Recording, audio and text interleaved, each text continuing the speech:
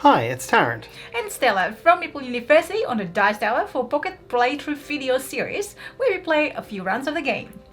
In this video we will show you Quin, game designed by Brian Rooney and Taylene Woodard and published by Arch and Gravity Publishing.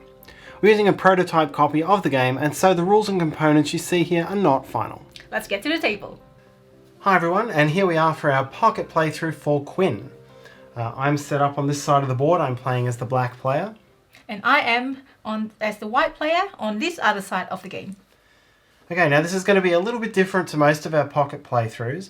Normally you'll see us playing side by side and talking about what we're doing, but Quin has a very significant fog of war element to it, so I can see what all of my pieces are. You can see all those icons, but I can't see what Stella's pieces are, and that's critical to the game.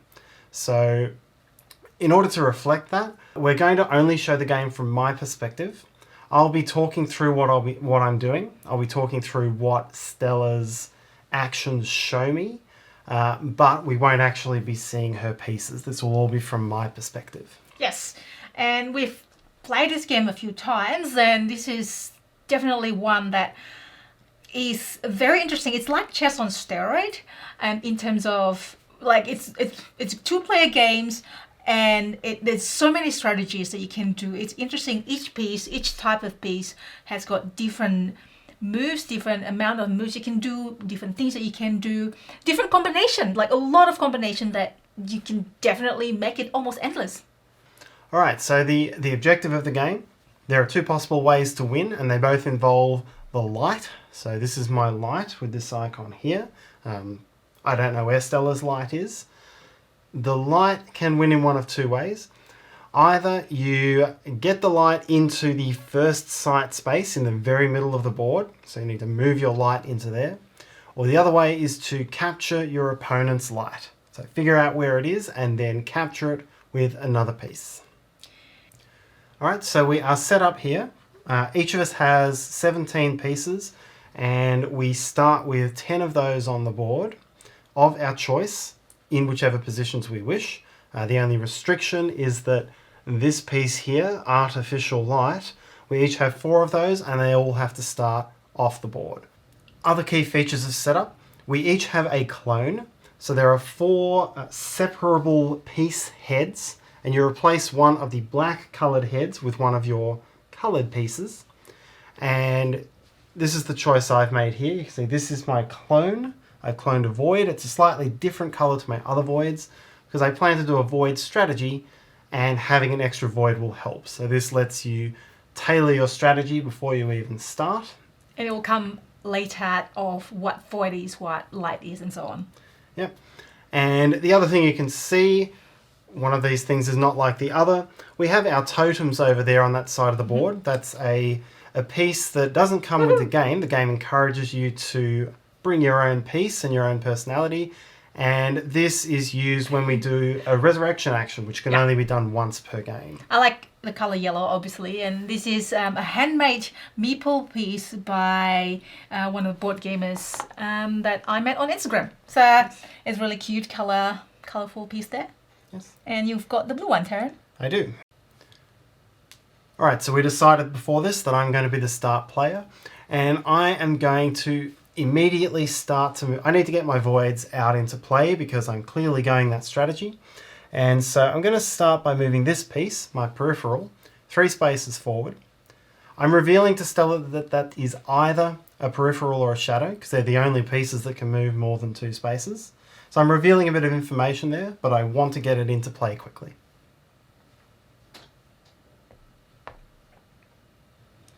Okay, so Stella's moved that piece only 2 spaces.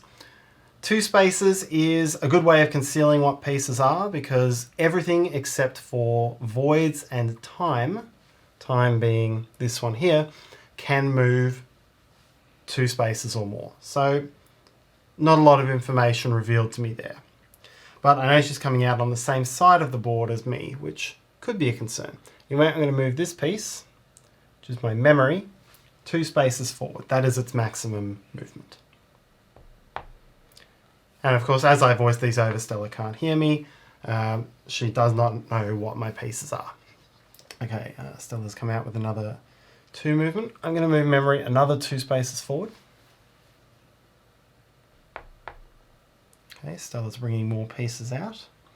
I will bring my peripheral another 3 steps forward like that. Okay, Stella brings another one 2 spaces. I will bring my memory there.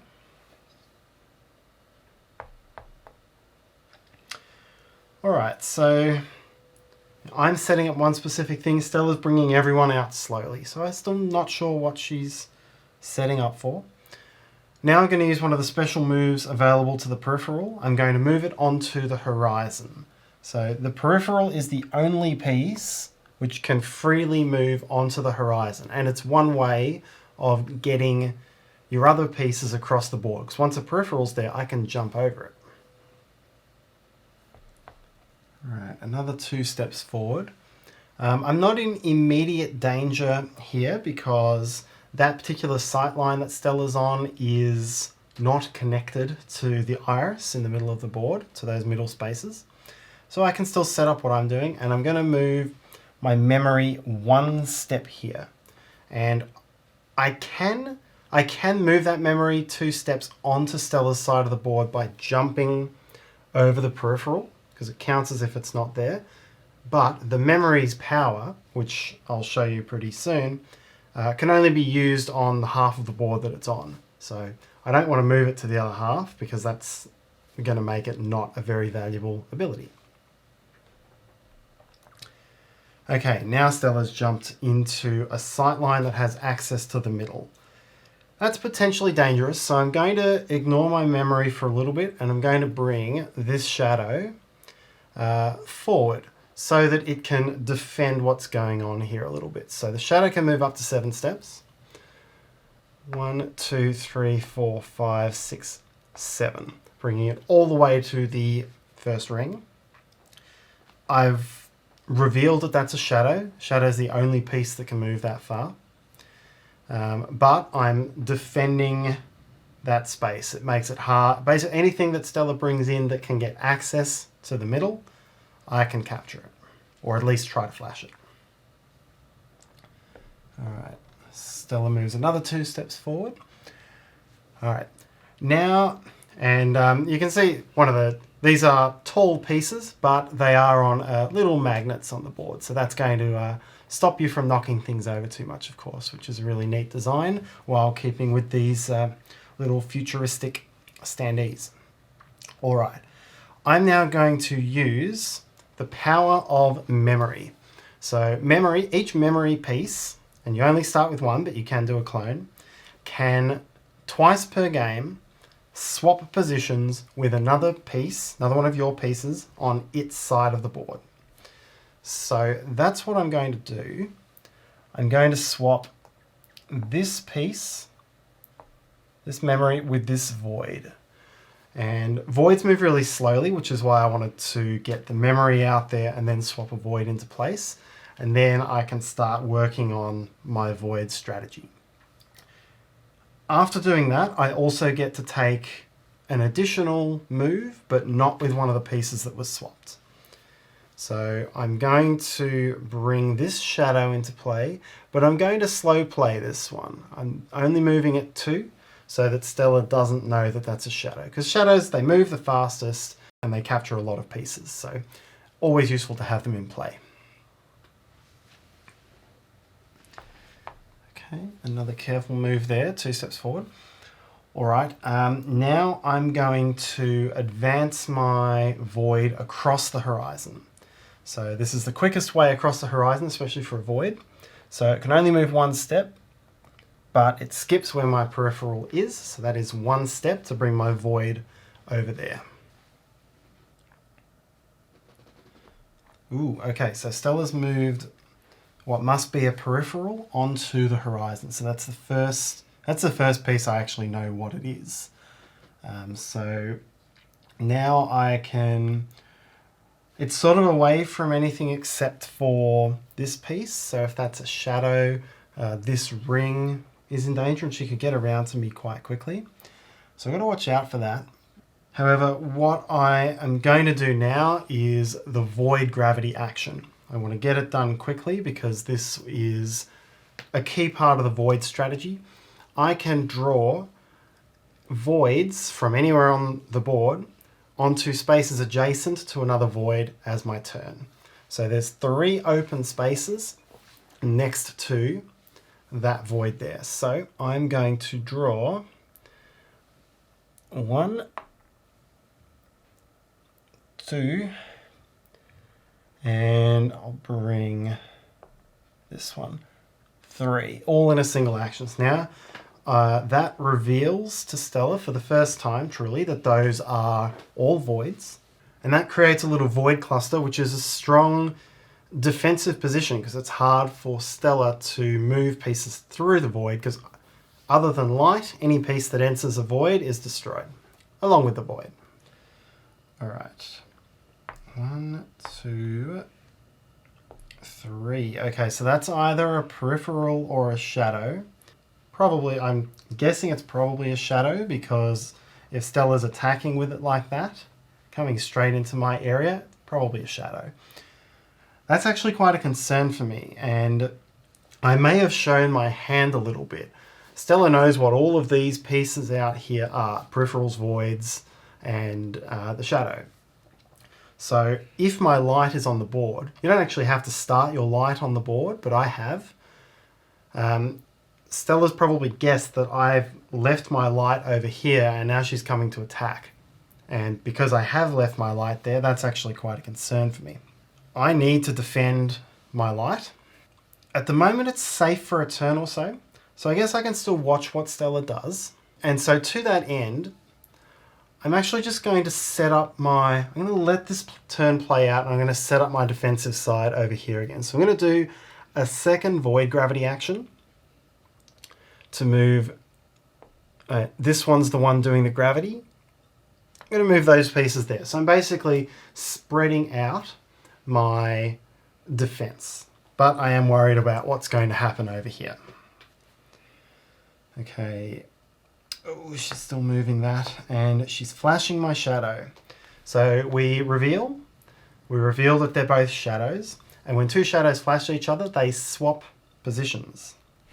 So I go back to where Stella was, and she goes to where I am. So now my light is in real danger. If I do nothing about this, Stella may just come in and she can end it next turn. So I really need to do something about this. All right, so there's a couple of things I could do to defend my light. One would be I could use that memory's second ability to swap it with the light so it's out of harm's way. But what I might do instead, I'm just going to use the piece as a defensive shield. I'm going to move the memory into the way. And now if Stella does flash the memory's gone, but the light is right there to take the shadow. So that's a nice little defensive shield for now. All right, and I've lured her in. She's come in and attacked my memory. So we flash, we reveal, and shadow captures memory. So my memory is now off the board. It's actually the first captured piece in this game. But now I'm close enough with my light that I can flash Stella's shadow like so. I know that's a shadow. Light captures everything. So I've now got Stella's shadow, like so. Now I'm not out of the woods. She still has a resurrection totem and can bring that shadow back. And I've got a lot of open gateways. So she's definitely got the capability to do that, but not on this turn.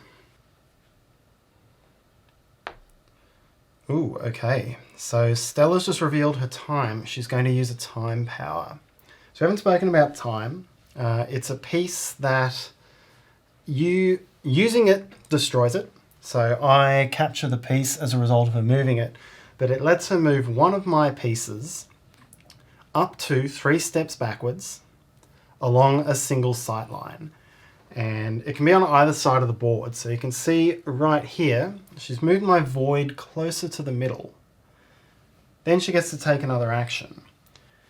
And she's moving into that gap. So this is an interesting position. This is actually a very dangerous position for me right now. So that would normally be Stella knows those are voids. That's normally a very dangerous position for something to be.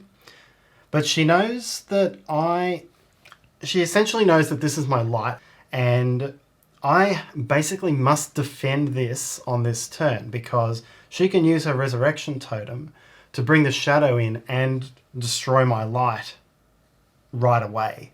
So I'm actually in quite a bad position here. The only place I can hide my light from Stella resurrecting a shadow is on this second sight line here. And if I don't do that, I'm going to lose the game. So this is really my only option. That means Stella can do whatever she wants down there. All right. And now Stella's using a resurrection totem. So she's bringing a piece back. I've been defending so hard I haven't been able to cover these gateways. So it was a real tricky... By moving all those voids off, I did give Stella these openings. And after resurrecting, she gets to move as well. So now I'm in what would be check if we were playing chess. And I don't have a lot of options here. So the shadow, of course, I know it's a shadow because she took it back, but it's not facing me. Shadow can move up to 7. My light can move only 2. And there's nowhere for it to move here. So the only place I can, because this void is in the way. So basically the only thing I can do is try to escape this way. So we've got a little bit of cat and mouse going here with the shadow. I really have to dodge that and try to set...